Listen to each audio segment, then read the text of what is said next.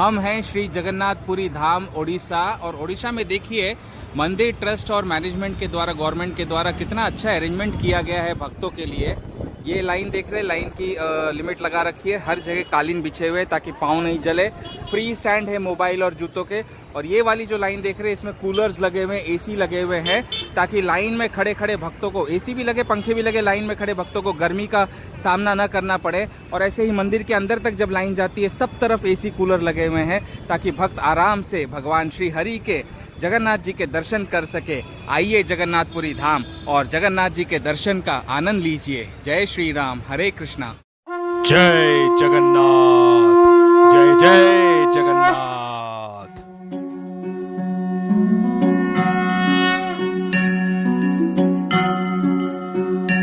अपनी उंगलियों से, ये अपने हाथों से तुम्हारा वध किया है, तुम्हें छुपाकर। तो इसी कारण मैं भी कलयुग में जन्म लूंगा, और जब जन्म लूंगा, अवतार लूंगा, तो बिना हाथ के जन्म लूंगा। दोपहर में 3 बजे जब मैंने सोचा कि कुछ भी आशय नहीं है, अब कथा तो करनी है, भले गर्मी में बैठ के करना हो, मैंने अपने होटल के खिड़की के द्वार खोले तो बाहर क्या देखता हूँ, बरसात हो रही है। गर्मी का समय है और गर्मी के समय अचानक वातावरण बदल गया, बरसात होने लगी, बिजली कड़कने लगी। अब तक बिजली कड़क रही है और हवा इतनी मंद मंद बह रही है कि इस हवा को देखते हुए मैं समझ गया कि आज तो मेरे प्रभु ने मेरे लिए राम कथा करने के लिए वातावरण ही बदल दिया। ये जगन्नाथ जी की कथा जो है ये त्रेता युग से शुरू होते हुए कलयुग तक आती है, और किस प्रकार इसका कनेक्शन बना है इसे सुनना और समझना बहुत जरूरी है कि ये आज से इतना कड़वा हो जाएगा, इसका कण कण, इसकी जड़ से लेकर पत्ते तक इतना कड़वा हो जाएगा कि जब भी कोई जीव इसे ग्रहण करेगा वो एक बार तो इस वृक्ष की आलोचना करेगा ही करेगा।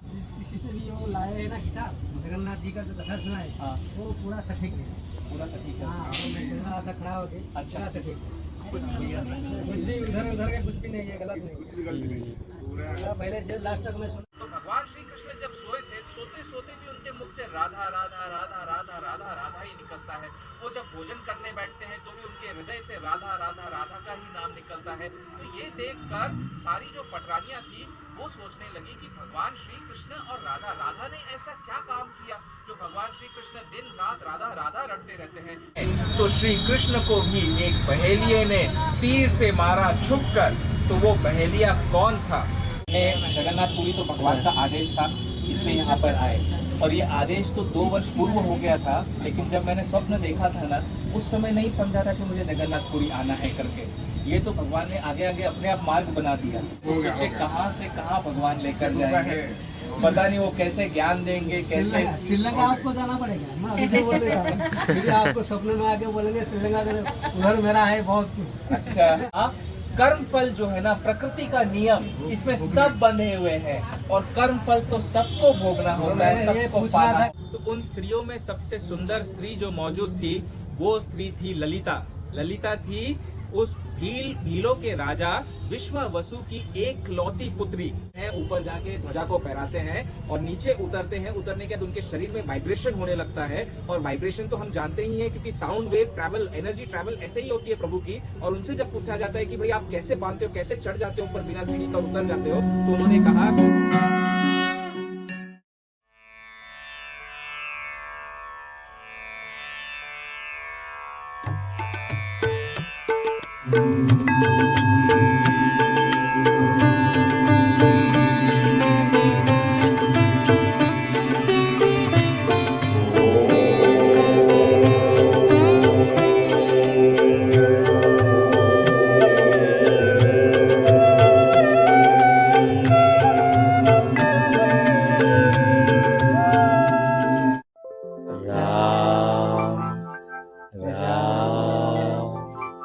राम 2 मई 2024 से लेकर 14 मई 2024 तक भर गर्मी के मौसम में 4 प्रांतों में कौस्तुभ मणि की रामायण सत्संग हुई। और जिन जिन तारीखों पर ये रामायण सत्संग हुई, उन तारीखों पर उस स्टेट में मौसम ने रुख ही ऐसा बदल दिया कि ठंडक आ गई, नदी का स्तर बढ़ गया, खूब वायु, आंधी, तूफान आ गया, और रामायण सत्संग इतने प्यार से हुई इन चारों प्रांतों में आप स्वयं प्रकृति के इस चमत्कार को देख 14 मई 2024 गर्मी का मौसम और यकायक शाम जोरदार लेकिन अब तो बदला हो गई है। लोग साक्षात के मारे फिलहाल यही संकेत होते हैं भगवान के आने के आर्य शक्ति और ब्रह्म के आने के। ये मुझे मेरे काश से साक्षात बोला था, धड़क रहा था, साक्षात जी मेरे नाम आएंगे और मुझसे बढ़ गया चलना है तो मैं साक्षात महाराज राजेश्वरी अपने मंदिर से वचन कर आ रही थी इसी और इशारा कर रहे थे मेरे रामायण सुनने वाले प्रकृति के चिन्हों को समझिए, संकेत को समझिए, तभी यकीन आएगा ब्रह्म शक्ति प्रभु ईश्वर यही संकेत रहते हैं।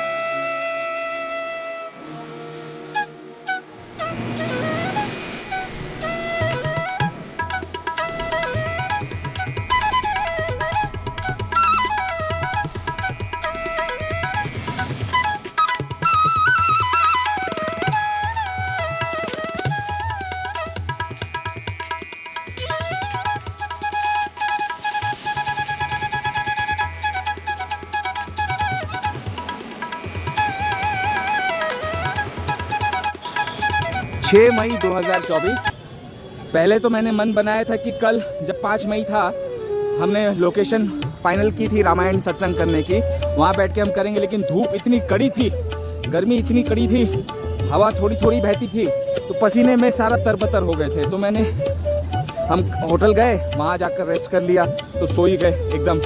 आज फिर प्लान किया कि आज शाम तक चलेंगे, क्योंकि धूप दोपहर में भी बहुत थी, सुबह भी बहुत थी, लेकिन आज शाम को जैसे ही हम बाहर आए अचानक यहाँ जगन्नाथपुरी का मौसम, गर्मी का समय है, अभी 6 मई है और गर्मी के दिन यहाँ अचानक श्री जगन्नाथपुरी में मौसम बदल गया है। बिजली कड़क रही है, हवा खूब तेज चल रही है, वायु का बहाव बहुत है और साथ साथ बरसात भी हो गई है। आप देख सकते हैं कि कैसे पुरी में अचानक से मौसम बदल गया है। ये तो इतना सुहावना मौसम हो गया है कि हाँ, तो मैं बैठ के अपनी रामायण सत्संग इतनी शांति से, आसानी से और आराम से कर सकता हूँ कि जरा भी पसीने की एक बूंद तक न होगा चेहरे पर, तो पानी की बूंदें होंगी, वर्षा ऋतु की बूंदें होंगी। देखिए, मैं आपको फिर ले चल रहा हूँ जगन्नाथपुरी के उस लोकेशन पर जहाँ पर बैठकर हमने रामायण सत्संग करने का निर्णय किया है।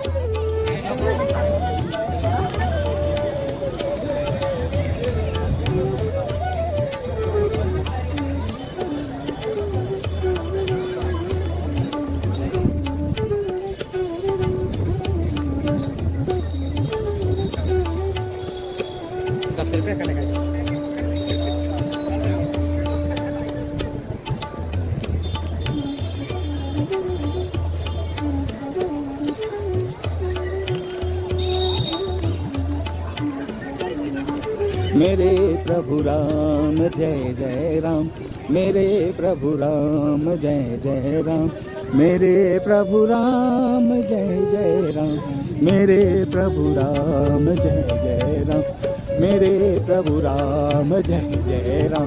यह है मंदिर का पूर्व द्वार, ईस्ट गेट, जिसे धर्म का द्वार बोला जाता है। ईस्ट गेट पूर्व गेट है, धर्म का द्वार। उसके बाद वेस्ट गेट है, कर्म का द्वार। वेस्ट यानी आपका पश्चिम का द्वार।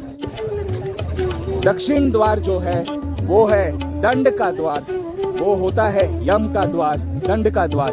और उत्तर का द्वार यानी नॉर्थ द्वार, नॉर्थ गेट जो है, नॉर्थ गेट है आपका अर्थ का द्वार, यानी धर्म, अर्थ, कर्म और दंड, इन चारों स्थानों के 4 द्वार है। अब हम देख सकते हैं कि मंदिर के प्रांगण में दीवारों पर सब तरफ वानर भी बढ़ गए हैं। मौसम अच्छा होता है तो वानर तो बढ़ते ही बढ़ते हैं, लेकिन वानर की सेना तब आती है जब कहीं ना कहीं मेरे राम लक्ष्मण होते हैं और कहीं ना कहीं मेरे हनुमान जी भी होते हैं।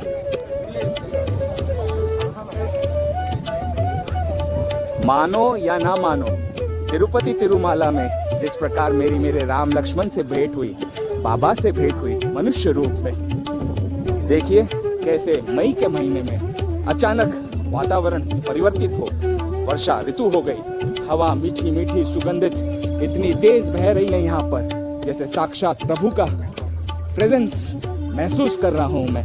और प्रभु का प्रेजेंस हो यहाँ पर, हो क्यों नहीं, श्री जगन्नाथपुरी में साक्षात कृष्ण अपने भाई बलराम बलभद्र के रूप में और बहन सुभद्रा के साथ जो विराजमान है। मेरे प्रभु राम जय जय राम, मेरे प्रभु राम जय जय राम, मेरे प्रभु राम जय जय राम, मेरे प्रभु राम जय जय राम, मेरे प्रभु राम जय राम। ये पहला लोकेशन था जो हमने डिसाइड किया था कि हम रामायण सत्संग करेंगे, लेकिन अब तो वर्षा हो गई है तो इस लोकेशन पर फिलहाल के लिए विराम चिन्ह देते हैं। हम जाएंगे रूफ जहाँ छत बनी हुई है उस सेकेंड लोकेशन पर।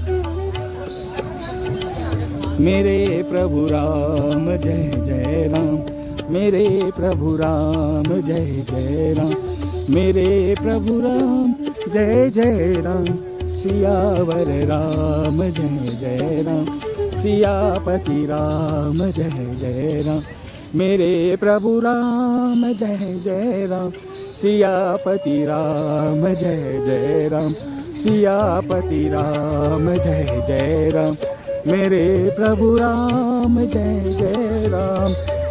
कल तो मेरी दृष्टि इस मंदिर पर गई ही नहीं थी, ये तो साक्षात मेरे राम लक्ष्मण और सीता माता और हनुमान जी का मंदिर है, मेरे बाबा का साक्षात मंदिर है। सियावर राम जय जय राम, मेरे प्रभु राम जय जय राम, सियापति राम जय जय राम, मेरे प्रभु राम जय जय राम, सियापति राम जय जय राम, मेरे प्रभु राम जय जय राम, सियापति राम जय जय राम। ये है मंदिर का दक्षिण द्वार, जिसे दंड द्वार कहा जाता है, the south gate of the temple.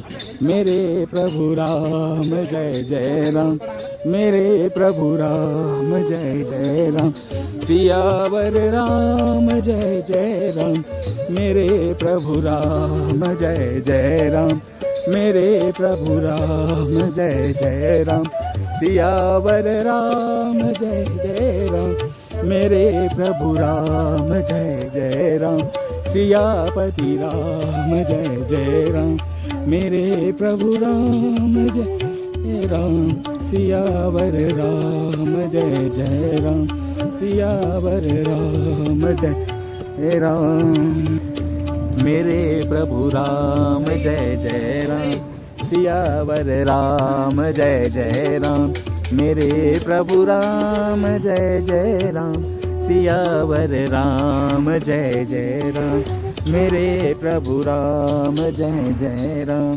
सियावर राम जय जय राम।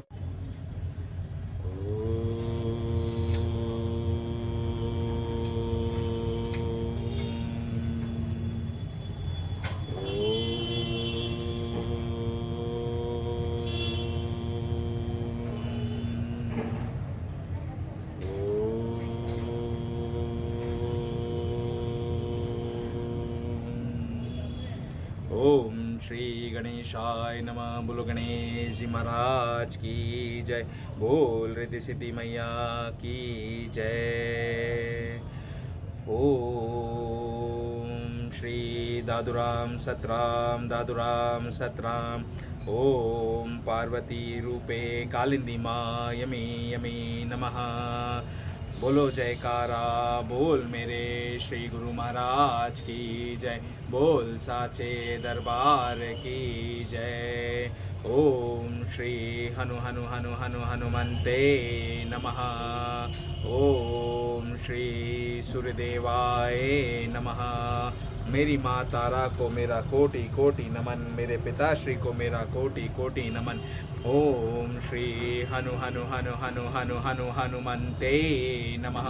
सियावर रामचंद्र जी की जय, पवन सुत हनुमान जी की जय, उमापति महादेव की जय, शिव शंकर पार्वती माता की जय, बो नंदीश्वर बाबा की जय, सब साधु संतन की जय, सारे ब्राह्मण वर्गों को मेरा प्रणाम और सारे श्रोताओं को मेरा कोटि कोटि नमन, क्योंकि श्रोता है तो वक्ता है।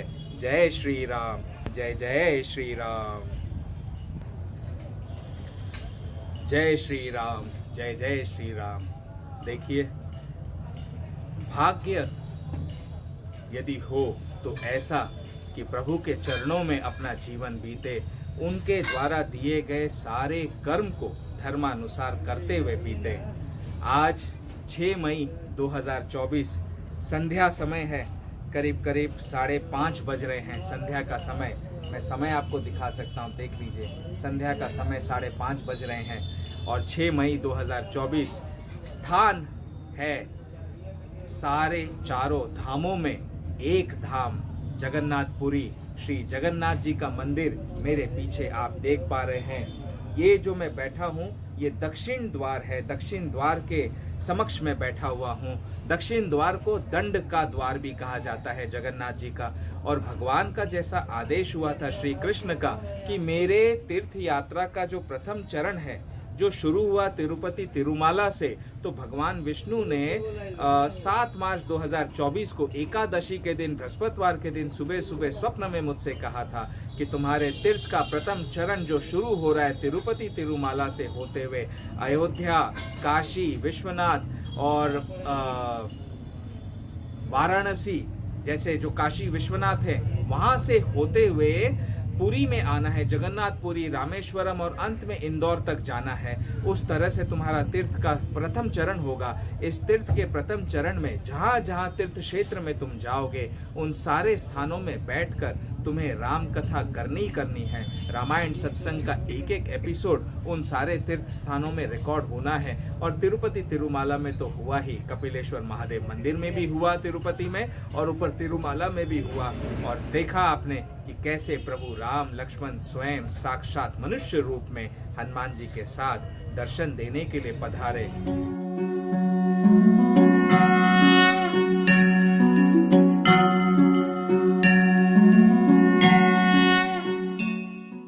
तो आज हम बैठे हैं जगन्नाथपुरी में, भगवान जगन्नाथ जी के मंदिर के इस वातावरण में, इस प्रांगण में, जिस पूरे प्रांगण का निर्माण टाटा कंपनी कर रही है। और ये इतना सुंदर बनाया जा रहा है, यहाँ के जितने वर्कर्स हैं, जितने इंजीनियर्स हैं, बड़ी मेहनत के साथ में, बड़ी शिद्दत के साथ में काम कर रहे हैं। मैंने आपको कल पूरी एक परिक्रमा मंदिर की करके आपको पूरे वातावरण का, एनवायरनमेंट का प्रदक्षिणा करवाई और आपको दिखाया कि किस प्रकार मंदिर के आसपास का जो एरिया है वो डेवलप हो रहा है। बड़ा ही सुंदर। भक्त अगर यहाँ आकर बैठते हैं तो उनके लिए तो आनंदमय समय होगा वो।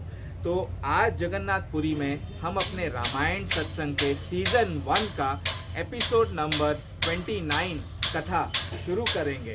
और वो कथा हम करने जा रहे हैं। कथा शुरू करने से पूर्व हम सबसे पहले हनुमान जी का आह्वान करेंगे और हनुमान जी महाराज से प्रार्थना करेंगे कि वे आकर हमारे हृदय में आसन ग्रहण करें। सियावर रामचंद्र की जय, पवन सुत हनुमान जी की जय।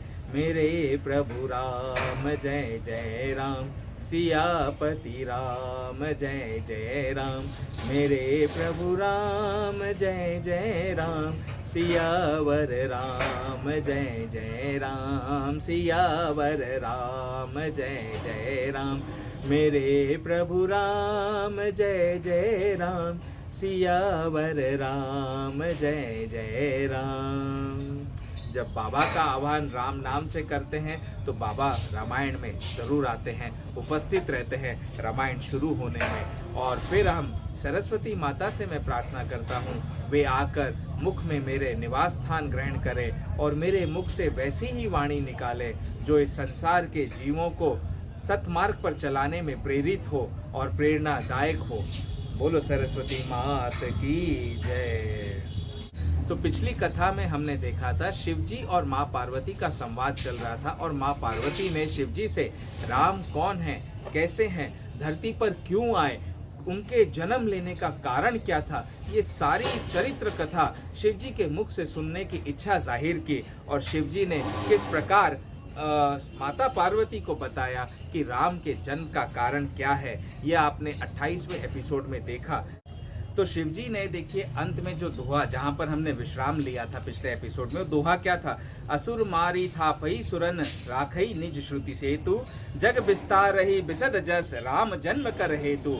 वे असुरों को मार कर देवताओं को स्थापित करते हैं, अपने श्वास रूप वेदों की मर्यादा की रक्षा करते हैं और जगत में अपना निर्मल यश फैलाते हैं। श्री रामचंद्र जी के अवतार का यही एक कारण है। तो देखिए शिवजी ने माँ पार्वती को राम जी के जन्म का कारण क्या बताया था कि जब जब धरती पर अधर्म की बढ़ोतरी होती है, धर्म की हानि होती है और गौ ब्राह्मण साधारण जीवों पर बड़े अत्याचार होते हैं, तब तब प्रभु को इस संसार में आना ही पड़ता है। और यही एक मुख्य कारण होता है प्रभु का संसार में आने का। जैसा शिवजी ने राम जी के जन्म का कारण बताया, यही कारण तो हमारे कृष्ण ने, हरे कृष्ण जगन्नाथ जी ने भी यही कारण गीता में गीतोपदेश देते समय अर्जुन से भी कहा था, यदा यदा ही धर्मस्य ग्लानिर्भवति भारत अभ्युत्थानम् अधर्मस्य तदात्मानं सृजाम्यहम् परित्राणाय साधूनां विनाशाय च दुष्कृतां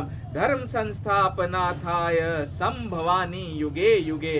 तो जब जब धरती पर अधर्म का बढ़ोतरी होती है, धर्म की हानि होती है, अत्याचार पाप चारों ओर बढ़ता है, तब तब प्रभु को अपने स्वयं के रूप में अवतरित होना पड़ता है, भक्तों के और साधारण जीवों की रक्षा के लिए, गौओं और ब्राह्मण की रक्षा के लिए। तो ऐसा शिवजी ने कहा। अब चलिए हम आगे पढ़ते हैं कि रामायण में क्या हुआ।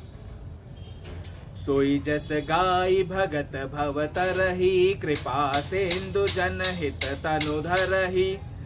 राम जन्म के हेतु अनेका, परम विचित्र एक ते एका। जन्म एक दुई कहु बखानी, सावधान सुन सुमति भवानी। द्वारपाल हरि के प्रिय दो, जय अरु विजय जान सबको। विप्र श्राप ते दूनौ भाई, तामस असुर देह तिन पाई। कनक कसीपु अरु हाटक लोचन, जगत विदित सुरपति मद मोचन। विजयी समर वीर विख्याता, धरि बराह बपु एक निपाता। होई नर हरि दूसर पुनि मारा, जन प्रहलाद सुजस बिसतारा। भय निशाचर जाइते महावीर बलवान, कुंभकर्ण रावण सुबट सूर विजय जगजान। सियावर राम जय जय राम, मेरे प्रभु राम जय जय राम। मेरे प्रभु राम जय जय राम। सियावर राम जय जय राम, मेरे प्रभु राम जय जय राम। सियावर राम जय जय राम। बोलो पवन सुत हनुमान जी महाराज की जय।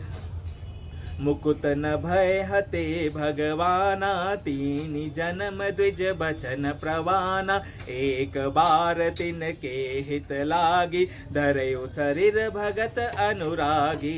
कश्यप अदिति तहाँ पितु माता, दशरथ कौसल्या विख्याता। एक कलप एहि विधि अवतारा, चरित पवित्र किए संसारा। एक कलप सुर देखि दुखारे, समर जलंधर सन सब हारे। शंभुकीन संग्राम अपारा, धनुज महाबल मरई न मारा। परम सती असुराधिप नारी, तेहि बल ताहि न जितहि पुरारी।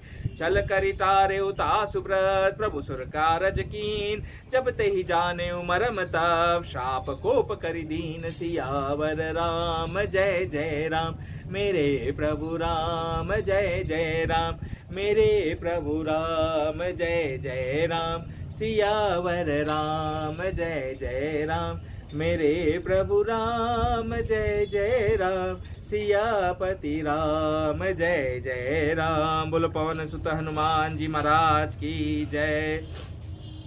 तासु श्राप हरि दीन प्रमाना कौतुक निधि कृपाल भगवाना तहाँ जलंधर रावण भयो रन हति राम परम पद दयो एक जन्म कर कारण एहा जेहि लगी राम धरी नर देहा प्रति अवतार कथा प्रभु केरी सुनु मुनि बरनि कबीन घनेरी नारद श्राप दीन एक बारा कलप एक तेहि लगी अवतारा गिरजा चकित भई सुनि बानी नारद विष्णु भगत पुनि ज्ञानी कारण कवन श्राप मुनि दीना का अपराध रमापति कीना यह प्रसंग मोहि कहु पुरारी मुनि मन मोह आचरज भारी बोले बिहसी महेश तब ज्ञानी मूड न कोई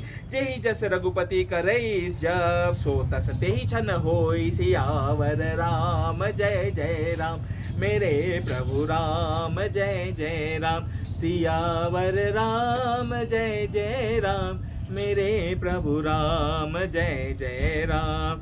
कहो राम गुण गाथ भरद्वाज सादर सुनऊ बहु भंजन रघुनाथ भज तुलसी तजि मान मद सियावर राम चंद्र की जय पवन सुत हनुमान जी की जय उमापति महादेव की जय शिव शंकर पार्वती मात की जय। तो देखिए शिव जी का और माँ पार्वती का कितना सुंदर संवाद चल रहा है और प्रभु ने आगे आगे राम जी के जन्म के कितने कारण अलग अलग कल्प के हिसाब से बताए हैं। तो भगवान शिव जी माता पार्वती से कहते हैं कि हर कल्प के हिसाब से कल्प कल्प के भेद में अलग अलग कथाएं होती हैं, अलग अलग लीलाएं भगवान रचते हैं। भगवान राम तो वही हैं लेकिन उनकी लीलाओं में चरित्र में थोड़ा सा परिवर्तन होता है, कथाओं में थोड़ा सा भेद हो जाता है और भेद के कारण अलग अलग कल्प की कहानी होती है। और इतना तो आप जानते हैं कि एक कल्प कितना लंबा होता है। एक कल्प में 14 मनवंतर होते हैं, 14 मनवंतर होते हैं वन कल्प में। Just try to understand from this point. तो एक कल्प जिसे कहते हैं उसमें 14 मनवंतर होते हैं। एक मनवंतर में 71 टाइम्स चतुर्युगी होता है। दैट मीन्स एक मनवंतर में 71 साइकिल ऑफ 4 युग रिपीट होते हैं। यानी आपका सतयुग, त्रेता युग, द्वापर युग, कलयुग। अब इसकी कैलकुलेशन जो है मैं नीचे सबटाइटल में आपको दूंगा, आप उसे कैलकुलेशन को देखिएगा और समझिएगा कि कितना लंबा, कितने लाखों वर्षों का होता है एक चतुर्युगी का साइकिल। ऐसे 71 चतुर्युगी का साइकिल बनता है एक मनवंतर और 14 मनवंतर बनता है एक कल्प। और माना जाता है कि हमारे वेदों में और भागवत में भी लिखा हुआ है कि अभी तक जो है करीब करीब 27 कल्प बीत चुके हैं और ये 28वां कल्प है। तो सोचिए कितना विशाल काय समय है जो बीत चुका है और हम कैसे समय में अभी बैठे हुए हैं। तो ऐसे ही शिव जी ने अलग अलग कल्प की कहानी बताई है। ये जो कथा रामायण की मैं आपको बता रहा हूँ शिव जी की, ये तो बताऊंगा ही।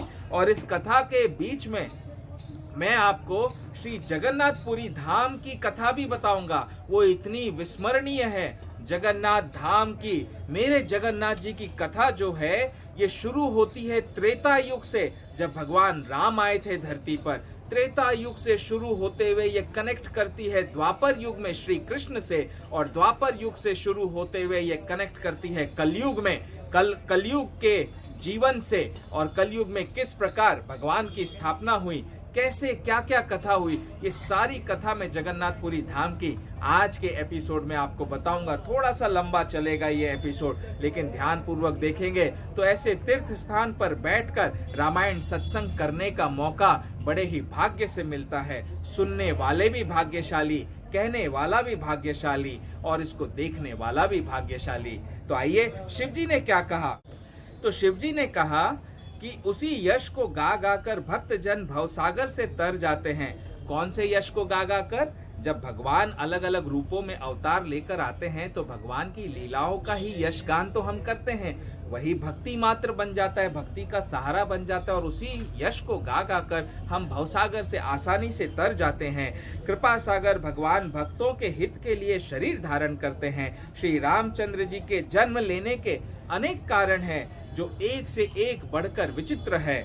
उसमें हे सुंदर बुद्धि वाली भवानी, मैं उनके 2-1 जन्मों का विस्तार से वर्णन करता हूँ, तुम सावधान होकर सुनो। श्री हरि के जय और विजय 2 प्यारे द्वारपाल है जिनको सब कोई जानते हैं। अब यहाँ पर जितनी कथाएं शिव जी कह रहे हैं ये सब संक्षेप से एक ब्रीफ में आपको स्टोरी बताई गई है। डिटेल में हर कथा को जानना हो तो हमारे साथ जुड़े रहना होगा, क्योंकि मैं तो आपको समय पाते पाते हर कथा से अवगत कराऊंगा और बताऊंगा कि सनातन धर्म में कैसे भगवान की कथाएं लिंक्ड है, कैसे एक डॉट से दूसरा डॉट लिंक है। और ये इतना लंबा लिंक है कि मार्वल स्टोरीज भी जो आप देखते हो ना, सुपरमैन की, फैंटम की और ब्लैक विडो वगैरह की, वो स्टोरी तो इस कथा के सनातन धर्म की जो कथा का कनेक्शन है उसका एक अंश मात्र भी नहीं है।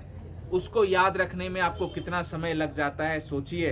प्रभु की दास्तां को जब मैं सुनाऊंगा और कैसे लिंक पे लिंक करता जाऊंगा तो आपको समझ में आएगा ये जो कथा है ये माइथोलॉजी नहीं है, ये इतिहास है, इस संसार का, इस ब्रह्मांड का इतिहास, ब्रह्मांडों के ब्रह्मांडों का सत्य इतिहास है, सत्य कहानी है। तो शिव जी ने कहा कि भगवान विष्णु के 2 द्वारपाल हैं, जय और विजय, ये तो हम सब जानते हैं। तो ये जो दोनों द्वारपाल है श्री हरि के, जय और विजय, जिनको सब कोई जानते हैं, उन दोनों भाइयों ने ब्राह्मण सनकादि के शाप से असुरों का तामसी शरीर पाया था।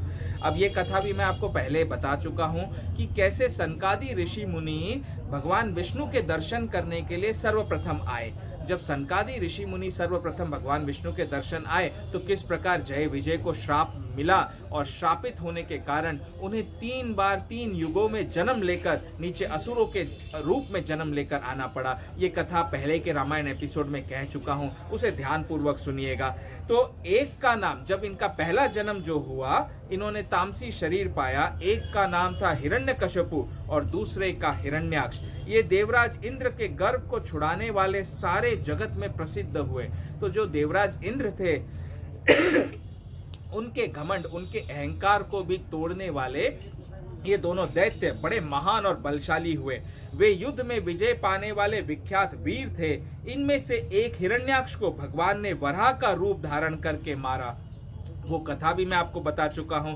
फिर दूसरे को हिरण्यकश्यपु का नरसिंह रूप धारण करके वध किया और अपने भक्त प्रहलाद का सुंदर यश फैलाया। भक्त प्रहलाद की कथा भी मैं आपको सुना चुका हूँ, इसी रामायण सत्संग में है। आप ध्यान पूर्वक रामायण सत्संग को सीजन 1 एपिसोड 1 से सुनिए। आपको भक्त प्रहलाद की कथा, ध्रुव की कथा सब उसमें एकदम डिटेल में बताई गई है। और आज जैसे नरसिंह भगवान का यहाँ पर वर्णन हुआ है, तो हम जगन्नाथपुरी धाम में जब जगन्नाथ जी के दर्शन करने गए थे तो इसी मंदिर के अंदर जगन्नाथपुरी जी का जो मेन गुंबद आप देख रहे हैं, गर्भगृह जो है, इसके आसपास मंदिर के अंदर करीब करीब 30 मंदिर और है। उनमें से एक विशाल मंदिर है नरसिंह भगवान का। आइए नरसिंह भगवान को स्मरण करते हुए उन्हें प्रणाम करते हैं। बोलो नरसिंह भगवान की जय। नरसिंह भगवान विष्णु भगवान का ही अवतार है, जिनका मुख, नख, हाथ के पंजे और पैरों के पंजे तो सिंह के समान है, लेकिन शरीर जो है वो मनुष्य का है। ऐसा देह लेकर उन्होंने हिरण्यकश्यपु का संहार किया था और भक्त प्रहलाद को तारा था। वे ही दोनों जो जय विजय है, हिरण्याक्ष और हिरण्यकश्यपु, जो पहले जन्म पाए थे, वे ही दोनों जाकर देवताओं को जीतने वाले बड़े योद्धा रावण और कुंभकर्ण बने त्रेता युग में। त्रेता युग में, सतयुग में ये हिरण्याक्ष हिरण्यकश्यपु के रूप में आए। त्रेता में यही रावण और कुंभकर्ण नामक बड़े बलवान और महावीर राक्षस हुए, जिन्हें सारा जगत जानता है। भगवान के द्वारा मारे जाने पर भी हिरण्याक्ष और हिरण्यकश्यपु इसलिए मुक्त नहीं हुए कि ब्राह्मण के वचन शाप का प्रमाण 3 जन्म के लिए था, नहीं तो ऐसे तो देखो, जब भगवान श्री हरि स्वयं किसी का वध कर दे, बाली का वध हुआ, रावण का वध हुआ, वे तुरंत की तुरंत मुक्त हो जाते हैं। लेकिन हिरण्यकश्यप और हिरण्यकश्यपु पहले जन्म में, दूसरे जन्म में रावण और कुंभकर्ण, और तीसरे जन्म में शिशुपाल के रूप में आए। तो ये तीनों भी जन्म में भगवान के हाथों मरने के बाद भी ये मुक्त तब तक नहीं हुए जब तक इनका 3 जन्म का श्राप पूर्ण नहीं हुआ। तो भगवान ने ब्राह्मणों को, और ब्राह्मण हो चाहे साधारण जीव हो, अगर अंतर मन से किसी का श्राप लग जाता है तो जब तक वो श्राप पूर्ण नहीं होता तब तक जीव उस श्राप के फल से मुक्त नहीं हो सकता है, भले ही भगवान स्वयं क्यों न आ जाए। तो इस प्रकार इसलिए वे मुक्त नहीं हुए क्योंकि ब्राह्मण के वचन श्राप का प्रमाण 3 जन्म के लिए था। अतः एक बार उनके कल्याण के लिए भक्त प्रेमी भगवान ने फिर अवतार लिया। वहां उस अवतार में कश्यप और अदिति उनके माता पिता हुए, जो दशरथ और कौशल्या के नाम से प्रसिद्ध हुए। तो कश्यप और अदिति माता ने बहुत घोर तप कर करके भगवान विष्णु को प्रसन्न किया था, और भगवान विष्णु ने भी उन्हें 3 बार तथास्तु तथास्तु तथास्तु कहकर वरदान दिया था कि मेरे जैसा तो मैं ही हूँ, तो मैं ही तुम्हारा पुत्र बनकर जन्मूंगा। तो कश्यप और अदिति ही थे जो दशरथ और कौशल्या के रूप में आए और उनके घर राम आए। एक कल्प में इस प्रकार अवतार लेकर उन्होंने संसार में पवित्र लीलाएं की। एक कल्प में सब देवताओं को जलंधर दैत्य से युद्ध में हार जाने के कारण दुखी देखकर शिव जी ने उसके साथ बड़ा घोर युद्ध किया, पर वह महाबली दैत्य मारे नहीं मरता। अब जलंधर नाम का भी एक बहुत बड़ा राक्षस, बहुत बड़ा दैत्य था, जो जिसके साथ तो शिव जी का भी बहुत समय तक युद्ध हुआ, लेकिन शिव जी के सामने भी वो टिका रहा, हारा नहीं। उस दैत्य राज की स्त्री परम सती बड़ी ही पतिव्रता थी। उसी के प्रताप से त्रिपुरासुर जैसे अजय शत्रु का विनाश करने वाले शिव जी भी उस दैत्य को नहीं जीत सके। प्रभु ने छल से उस स्त्री का व्रत भंग कर देवताओं का काम किया। जब उस स्त्री ने यह भेद जाना तब उसने क्रोध करके भगवान को श्राप दे दिया। लीलाओं के भंडार कृपालु हरि ने उस स्त्री के शाप को प्रामाण्य दिया, यानी स्वीकार किया। वही जलंधर उस कल्प में रावण हुआ, जिसे श्री रामचंद्र जी ने युद्ध में मारकर परम पद किया। तो देखो कल्प कल्प की कथा कैसी होती है। एक कल्प वो था जिसमें जय विजय को श्राप मिला और वे रावण कुंभकर्ण बनकर जन्मे। ये दूसरे कल्प की कथा है जहाँ जलंधर को भगवान विष्णु ने हरि का रूप धारण कर, जलंधर का रूप धारण कर उनकी स्त्री को छला, पतिव्रता भंग किया व्रत, और व्रत भंग करके जलंधर को मारा। लेकिन पतिव्रता नारी के श्राप को अंगीकार किया और अंगीकार कर कर वे स्वयं फिर राम बनकर आए। और जलंधर वही था जो रावण बनकर जन्मा। वो जो पतिव्रता नारी थी वो माता तुलसी बनी, जिसे भगवान स्वयं अपने चरणों में स्थान दिया, जिसे श्री रामचंद्र जी ने युद्ध में मारकर परम पद दिया। एक जन्म का कारण यह था जिससे श्री रामचंद्र जी ने मनुष्य देह धारण किया है। हे भरद्वाज मुनि सुनो, प्रभु के प्रत्येक अवतार की कथा का कवियों ने नाना प्रकार से वर्णन किया है।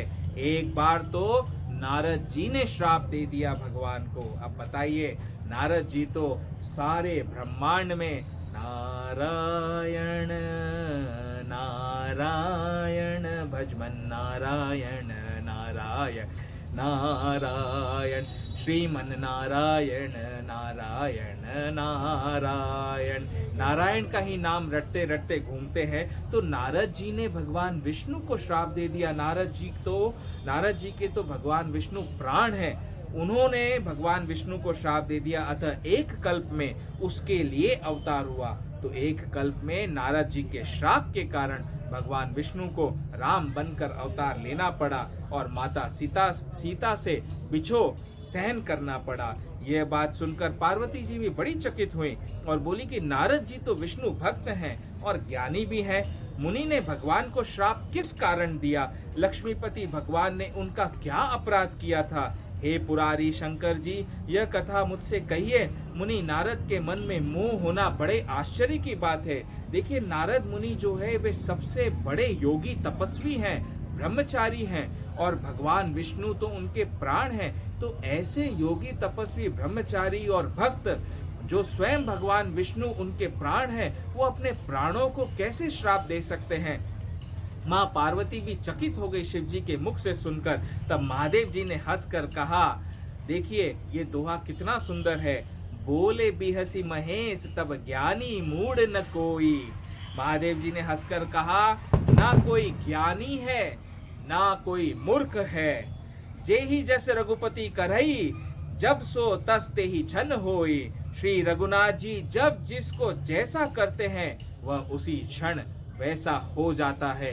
ये शिव जी के मुख से निकली वाणी है, जहाँ शिव जी कहते हैं कि इस पूरे ब्रह्मांड में, इस पूरे संसार में न तो कोई ज्ञानी है न कोई मूर्ख है।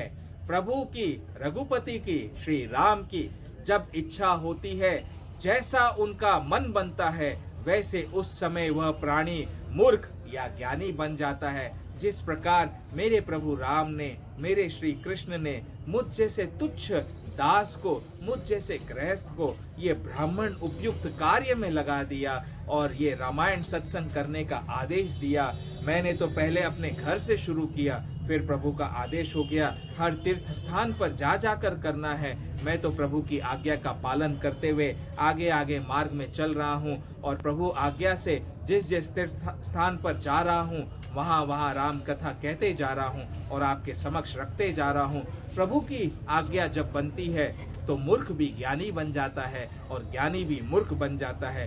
अहंकार नहीं होना चाहिए जीवन में कभी भी।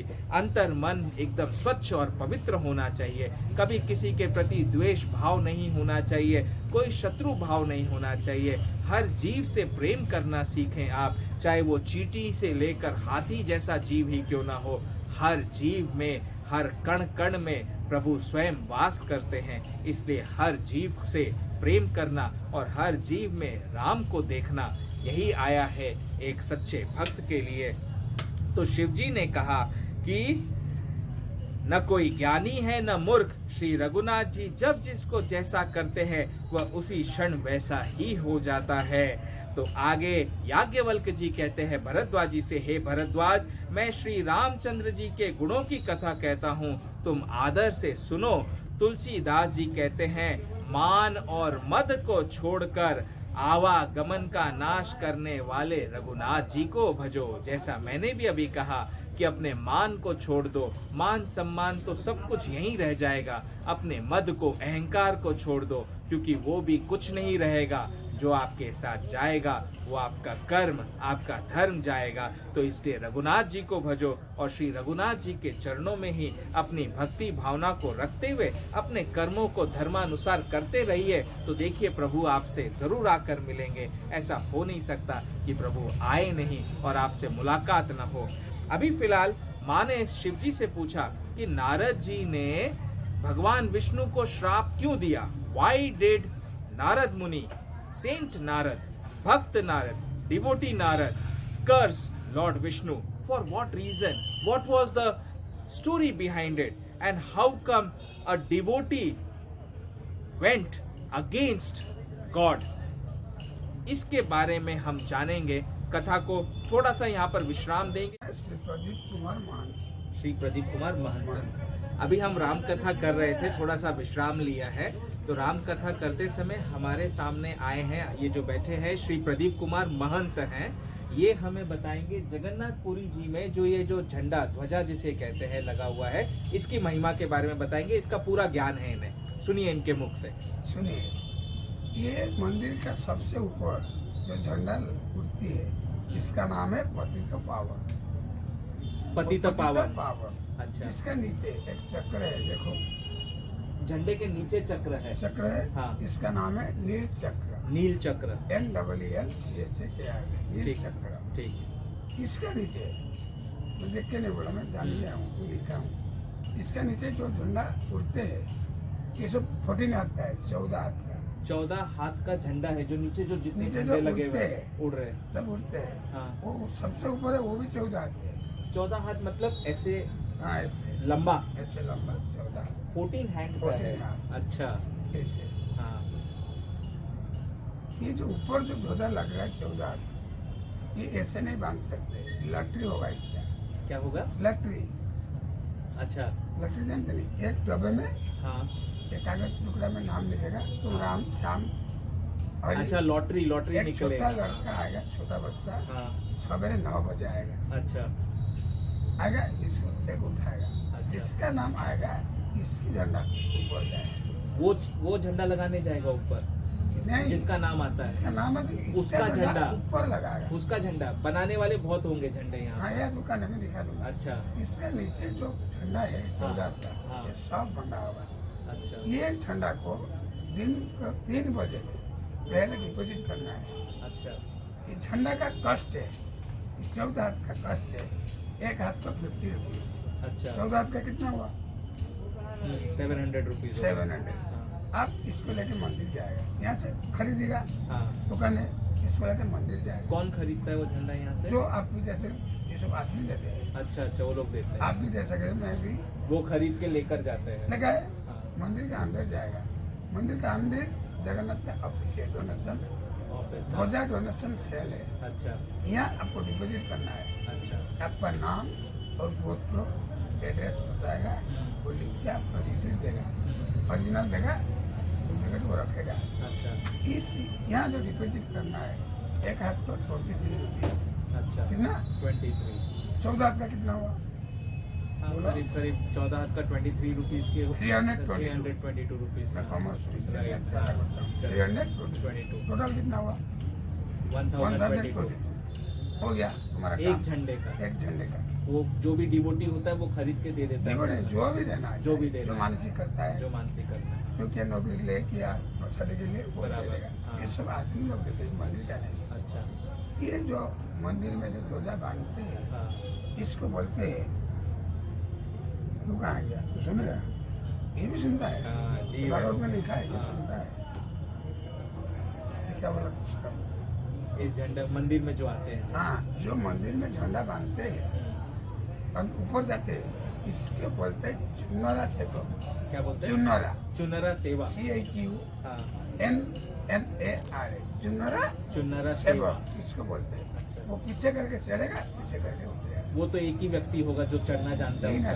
नहीं नहीं, इसका खानदानी परंपरा है। अच्छा, इसका बाबा, इसका बेटा, इसका बेटा, इसका वो बेटा। लोग ही जाते हैं। झंडा जब ज्यादा हो जाता है, 4-5 आदमी भी चढ़ता है। अच्छा झंडा जब कम होता है 2 आदमी, लेकिन डेली 3 आदमी चढ़ता है।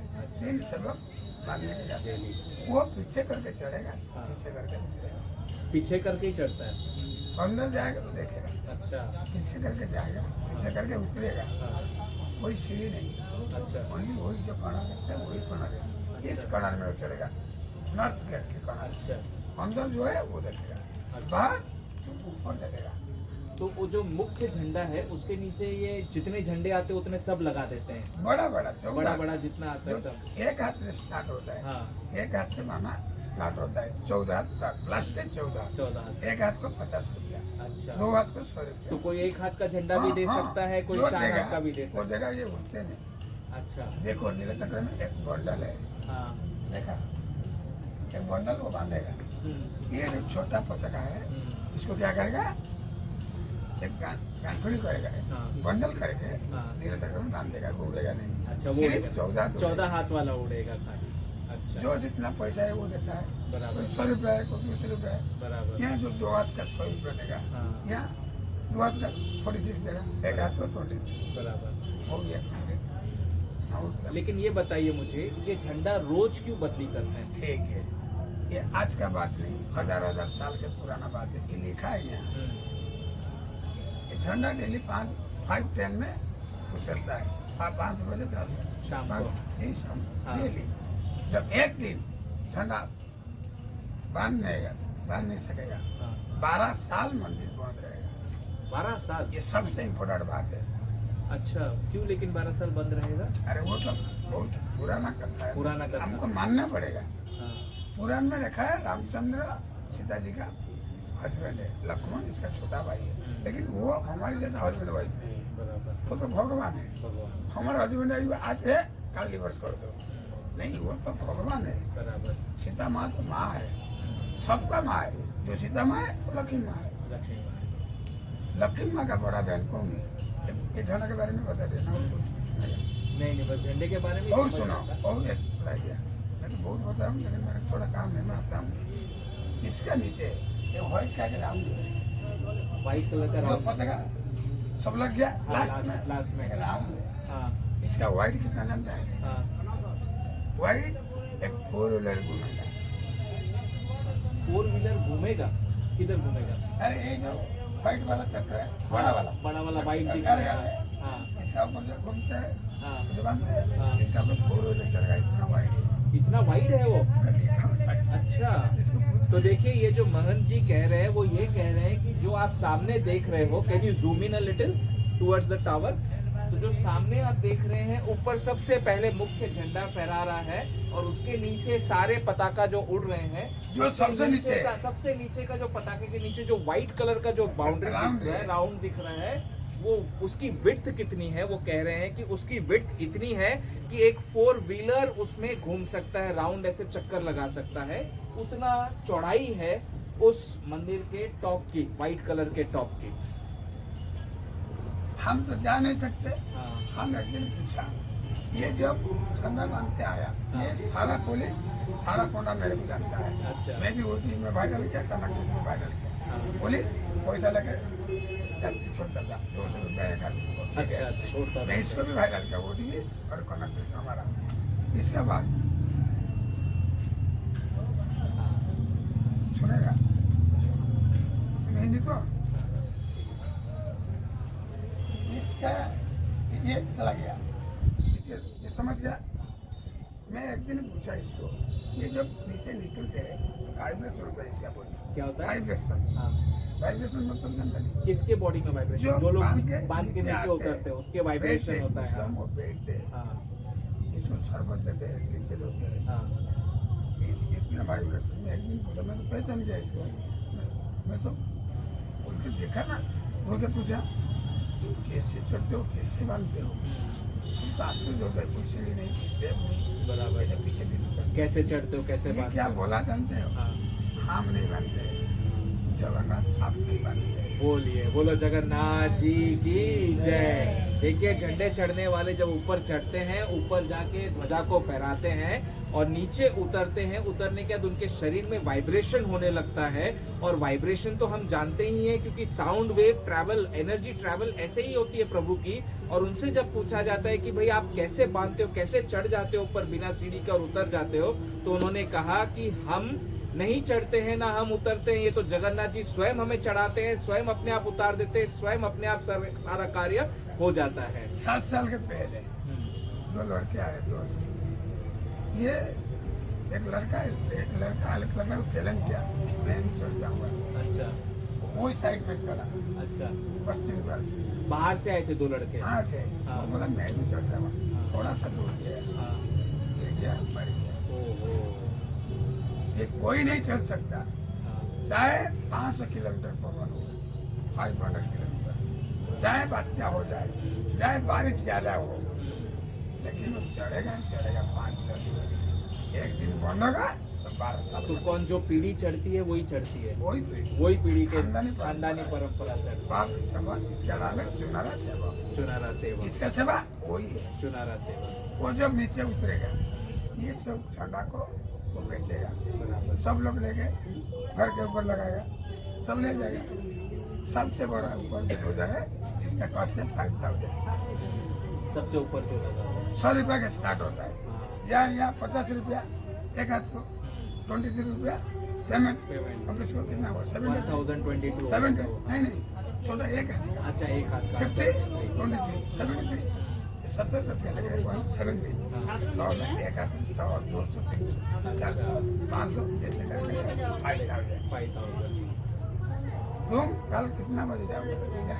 हम लोग तो निकल जाएंगे कल कितना बजे? 11-12 बजे तक निकल जी। जाएंगे। हाँ इसको तो देखा नहीं। हाँ, नहीं देख पाए।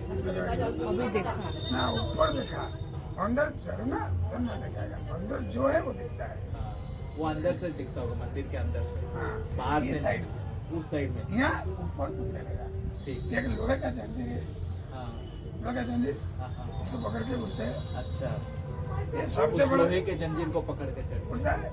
जो नील चक्र है, हमने भी देखा सबसे बड़ा मिरेकल क्या है जानते हो? जो नील चक्र है सबसे बड़ा है जगन्नाथ का, कोई इसको छुएगा नहीं, इसमें करंट है, करंट दिल को आता है। अच्छा, मेरे को एक दिन 1 सेकंड लगा था, मैं नौकरी अच्छा नहीं लगता है, मैं टीचरशिप छोड़ देना चाहता हूँ। इसके लिए जो जगह को 1 सेकंड 1 सेकंड इसको अच्छी करो, 1 सेकंड स्नान किया नहीं छोड़ो, ये मछली खाते छोड़ो, ये दारू पीते छोड़ो, लेकिन 1 सेकंड ये तुम्हारा सब ले जाएगा, नौकरी ले जाएगा, बेबी ले जाएगा, बेटा ले सब जाएगा, कुछ ले जाएगा, करेक्ट ले जाएगा। बराबर है। फिर तुमको पेशेंस रखना पड़ेगा, वो जब देगा तुम संभाल नहीं सकेगा, नहीं समझ क्योंकि तुम्हारा मन तो इसमें है। पैसा क्या होगा, गाड़ी क्या होगा, हेलीकॉप्टर क्या होगा, मन तो याद आ गया, क्या को लगाना चाहिए। मेरे हो गया, मेरा बिल्डिंग है, मेरा गाड़ी है, 2 बेटा है, बेटा भी नौकरी किया है, अच्छा बीवी है, लेकिन जो सस्पेंड हुआ कैसे लग गया करें, मेरे को जाने की इच्छा भी करने लगा। मेरा छोटा बेटा आया था मेरे को लेने के लिए, हाँ। झगड़ा तो गया, तो आप इधर ही रहते हो अभी?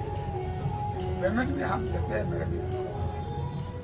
ये जो पत्रकार व्यक्ति है हम जाएगा, ये खबर नहीं याद रहता, जिसको पूछेगा जो पुलिस एनी सिक्योरिटी 4 द्वार में एनी कोंडा भद्रक सार का है, मेरे को भद्रक सार बोलते हैं। अच्छा, भद्रक सार। बिंदास मैं रहता हूँ, मैं टीचर हूँ, 50,000 पेमेंट पाता हूँ, 2 बेटा है, बड़ा बड़ा पोस्ट मास्टर बन गया, छोटा बड़ा इनकम टीचर पढ़ रहा है, लेकिन मेरा कोई लोभ भी नहीं, जिसका लोभ नहीं ये मिलेगा नहीं, ये मिलेगा नहीं। जगन्नाथ का जितना डिवोटी है सब बेगर है, सब भिखारी है। डिवोटी का नाम कुछ जानते हो? किसका?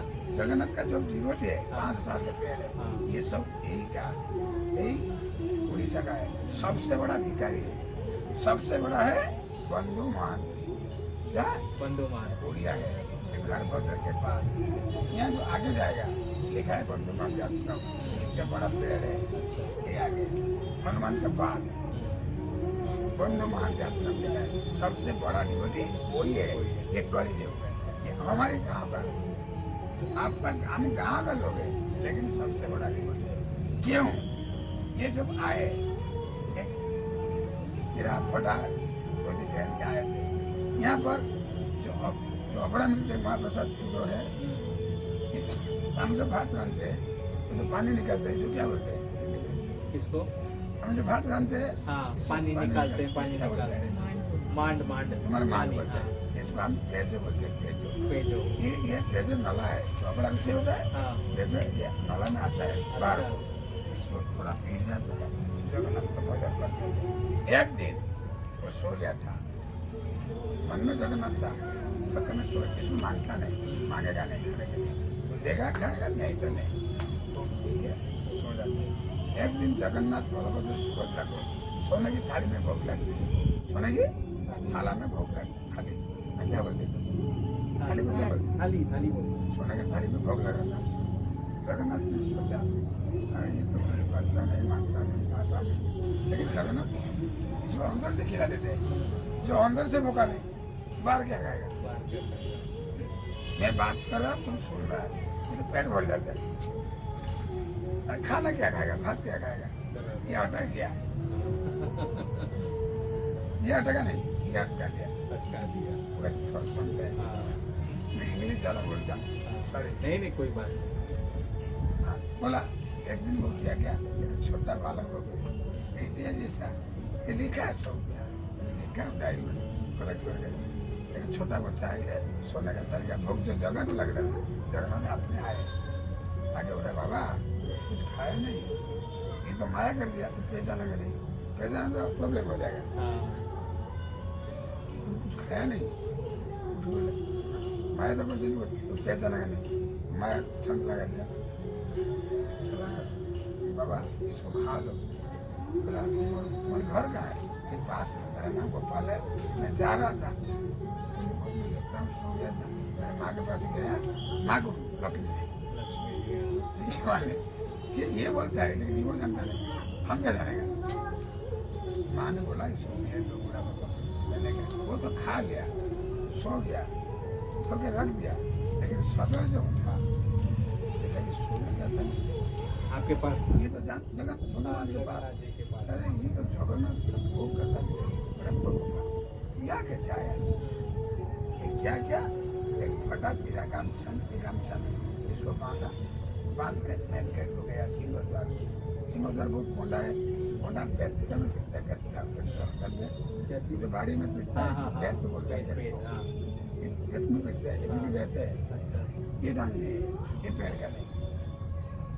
जो देखे दिया, ये देखे देने के लिए गया था, देखना थोड़ा बारे को खाली चोर कर गया, सोने का तरीका बना था, बहुत पिटा इसको, ब्लड निकाल दिया, किसको बंधु मार दिया, खाली चोर किया है, फेंक दिया बर्तन को, ये रो रहा था, जब भाग लगा, पहली बहुत जब लगा, बड़ा पन्ना आता है, बड़ा पन्ना, ये यहाँ दिखेगा, जरा खाता है कि नहीं, देख सकेगा, जब देखा जगन्नाथ खाते नहीं, तुम क्या बोलते छानो छानो, उठा खाते हैं, बिचली बनता है, तो गाय खाते हैं, इसको पीछा के सो गया, इसको सपना हुआ ठीक हुआ, तुम जाओ पहले, मैं इसमें दिया, तुम क्यों मारा इसको, जाओ मेरा पालेंगे लाओ पालेंगे, तो काम में लगता है क्या कट में, तो काम वो लेके जाता है, अरे दो आदमी एक आगे पालकी हेरा जाएगा, इसको लेके आओ, नया वस्त्र पहनाओ, मेरे पास लाओ। अच्छा, उसको पालकी में बैठा के नया वस्त्र पहनाकर लेकर ला के ले आओ, मेरे पास ला। इसके बाद मैं भोगता हूँ। उसी दिन के बाद सब पोंडा तब जा पे पोंडा भी देखा नहीं, जगन्नाथ ये भी देखा है, जानता नहीं। पोंडा लोग आज भी इसको प्रणाम करता है सब। नहीं तू बड़ा है, हम बामन बड़ा नहीं है। जब यहाँ कपन होता है तुमको टच करता है, नहीं तो नहीं, कान में तो सुनता है, कान में देता है, जब टच होता है इसका होता है, मेरे भी होता है, आप भी होता है, तुम्हारे जाए होना।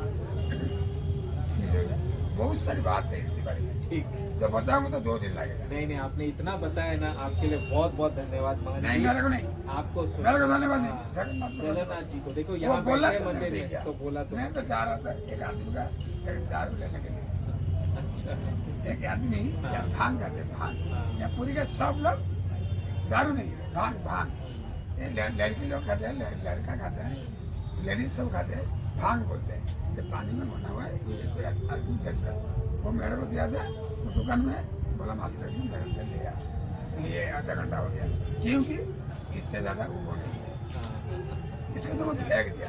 तो क्या होगा, जब तुमको बीमारी होगा, पेट में दर्द होगा, तुम्हारी बिस्तर के नीचे 1 लाख रुपया पड़ रहा है, तुम इसको देखेगा ना इसको देखेगा, पहले पैसा को फेंक। I don't care to the money, I love Jagannath only only yes, I am coming soon, फिर मिलेंगे। जब जगन्नाथ मैं आता हूँ, धन्यवाद आता हूँ, तुम भेजो, 9 बजे जाएगा तो अभी तुम्हारा आधार बात अरे माँ है, हाँ? तुम प्रसाद, हाँ हाँ, ये कौन है? मेरे हस्बैंड। तो ये होता नहीं मेरे को, होता तो नहीं, ये ध्यान से सुन रहा था, ये बेटा ये बेटी है, सुनो पहले इसको बंद करो। मैं आपको बताना चाहता हूँ, जगन्नाथपुरी में हूँ तो जगन्नाथ जी के कथा को तो सुनना जरूरी है, अनिवार्य है, और इस कथा के बारे में जानना बहुत जरूरी है। मैंने बहुत रिसर्च किया इस कथा के ऊपर, जगह जगह से इंफॉर्मेशन निकाली। एक तो मटेरियल वर्ल्ड में जो इंफॉर्मेशन मौजूद है वो इंफॉर्मेशन पे रिसर्च करके उसकी सारी इंफॉर्मेशन निकाली, और उस मटेरियल वर्ल्ड की इंफॉर्मेशन को स्पिरिचुअल वर्ल्ड की इंफॉर्मेशन और विजन के साथ में कनेक्ट किए, डॉट्स को कनेक्ट करके मैं आपको आज जगन्नाथपुरी धाम की पूरी कथा विस्तार से बताऊंगा कि कैसे जगन्नाथ जी यहाँ पुरी में आकर आसन ग्रहण किए और कैसे यहाँ पर आकर स्थापित हुए। उसे ध्यान पूर्वक सुनिएगा, क्योंकि मटेरियल वर्ल्ड और स्पिरिचुअल वर्ल्ड दोनों का कनेक्शन बना है, तब जाकर जगन्नाथ जी की पूर्ण कथा पूरी हुई है।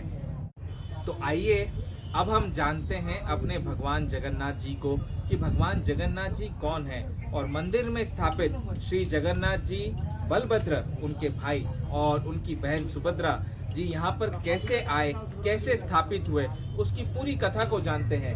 ये जो जगन्नाथ जी मंदिर का टेम्पल है, वातावरण है, एनवायरनमेंट है, देखो यहाँ कंस्ट्रक्शन चल रहा है अभी भी, और मेरे हिसाब से अगले 6 महीने के अंदर यहाँ का पूरा कंस्ट्रक्शन कंप्लीट हो जाएगा। बहुत ही रम्य स्थान बना है, टाटा कंपनी स्थान को बना रही है, सारे इंजीनियर्स लगे हुए हैं, सारे भक्त लगे हुए हैं इस स्थान को और सुंदर एक हेवन की तरह बनाने के लिए।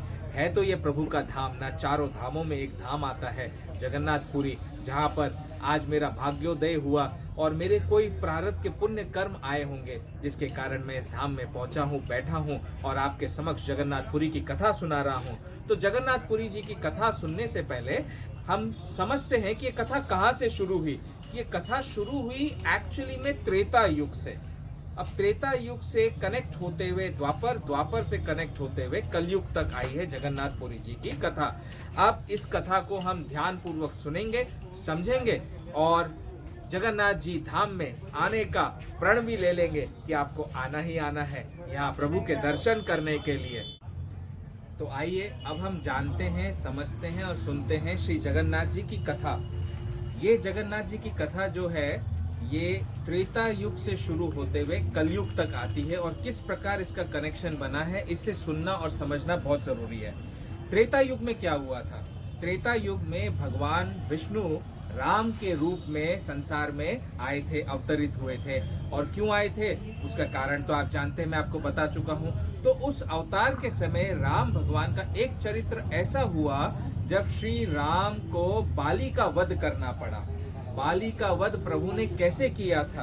प्रभु राम सुग्रीव को राज्य दिलाना चाहते थे, क्योंकि सुग्रीव अपने कर्म धर्म को मानते हुए अपने कर्म करते थे और बाली ने धोखा किया था अपने भाई के साथ में। इसलिए प्रभु राम ने एक वृक्ष के पीछे छुपकर बाली की हत्या की और बाली को वध किया। कैसे? वृक्ष के पीछे छुपकर प्रभु राम ने अपने धनुष की प्रत्यंचा चढ़ाई और तीर बाली को छाती को छलनी करते हुए चला गया। और फिर बाद में बाली जैसे ही धराशायी हुआ, राम जी बाली के पास पहुंचे और बाली का सर अपनी गोद में रखा। मेरे राम ने तो बाली से कहा कि मैं तुम्हें वापस से जीवन दान दे देता हूँ, लेकिन बताइए बाली का क्या जवाब था? बाली ने कहा जिसे स्वयं भगवान मारने आ जाए वो तो इस जीवन मृत्यु के चक्कर से हमेशा के लिए छूट जाता है, भवसागर से पार हो जाता है। कितना ही बड़ा पापी से पापी क्यों न हो, उसे तो स्वयं भगवान ने मारकर अपना धाम दे दिया, उसके सारे पाप नष्ट हो गए। तो ऐसे प्रभु के हाथ से मरने पर वो वापस से इस धरती पर क्यों रहेगा और क्यों जिएगा? तो प्रभु ने बाली को तथास्तु कहकर वरदान दिया और बाली ने अपने प्राण त्याग कर वो चला गया अपने प्रभु के धाम में। लेकिन देखो संसार जो है ना, ये चलता है पुरुष और प्रकृति के कारण। प्रकृति होती है शक्ति, माँ शक्ति। माँ की जो शक्ति है वही इस संसार को पूर्ण रूप से शक्ति देती है और शक्ति से संसार चलाती है। और प्रभु ने भी यानी पुरुष ने भी माँ को पूरी छूट दे रखी है प्रकृति को कि तुम्हारे संसार के संचालन में मैं किसी भी प्रकार से इंटरवेंशन नहीं करूंगा, दखल अंदाजी नहीं करूंगा। तो प्रकृति के नियमों के अनुसार इस संसार में जो भी जन्मता है, जो भी मृत्यु पाता है, वो जो भी कर्म करता है उस कर्म के फल तो उसे मिलने ही मिलने होते हैं। चाहे वो साधारण जीव हो, चाहे वो स्वयं परमात्मा हो, परम पुरुष भी क्यों ना आ जाए संसार में जन्म लेने के लिए, अपने अपने कर्म का फल तो भगवान को भी पाना होता है। तो देखिए प्रभु राम ने अपने उस कर्म का फल कैसे पाया, इसके दो कारण थे। एक, उन्होंने बाली को वृक्ष के पीछे छुपकर एक बहेलिये की तरह यानी एक हंटर की तरह बाली को वृक्ष के पीछे छुपकर धनुष से मारा और बाली का मर्दन किया। दूसरा, बाली का पुत्र था अंगद। अंगद के पिता को मारा था भगवान राम ने। तो एक बेटा जो है जिसे किसी ने मार दिया, उसके प्रति उसे बदला लेना तो आता ही है, रिवेंज तो उसके मन में आएगा। लेकिन क्योंकि अंगद ज्ञानी था और भक्त था, वो तो प्रभु राम को बहुत प्रेम करता था और राम की शरण में चला गया था। लेकिन भगवान जो है और प्रकृति जो है वो हर एक को अपने अपने कर्म का फल देती है। तो राम ने अपने कर्म का फल कब प्राप्त किया और अंगद को अपने कर्म का फल कैसे मिला, बाली के प्रति भी जो प्रभु के हाथों जो कर्म हुआ था उसका पूर्ण रूप कब साकार हुआ? ये हुआ द्वापर युग में। अब ये द्वापर में कैसे हुआ, कब हुआ, इसके बारे में मैं आपको बताऊंगा, क्योंकि ये तो जो मैंने आपको कथा बताई राम की और बाली की, ये त्रेता युग की कथा बताई जो मटेरियल वर्ल्ड में हमारे वेदों में, पुराणों में, रामायण में सब जगह लिखी हुई है। तो ये जो अब द्वापर की कथा जो मैं आपको बताने जा रहा हूँ, ये मटेरियल वर्ल्ड के साथ साथ स्पिरिचुअल वर्ल्ड से भी कनेक्टेड है। क्यों?